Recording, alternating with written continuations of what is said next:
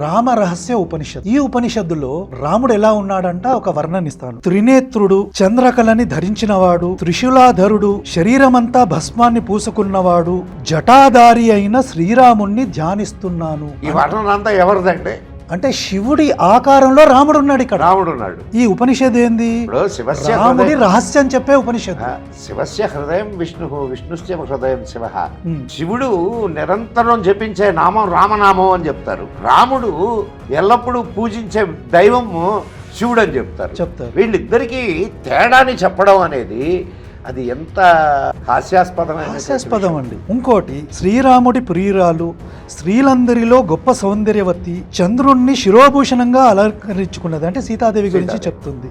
ఉమాదేవి స్వరూపిణి అయిన సీతాదేవిని ధ్యానిస్తున్నాను అంటే పార్వతిలో సీతమ్మని చూస్తున్నాడు. మరి విష్ణువు శివుడు వేరైతే ఉపనిషత్తు చెప్పుతుంది, రామరహస్య ఉపనిషత్తు చెప్తోంది. ఇవన్నీ స్వామీజీలు చదివి ఉంటారని నేను అనుకుంటున్నానండి.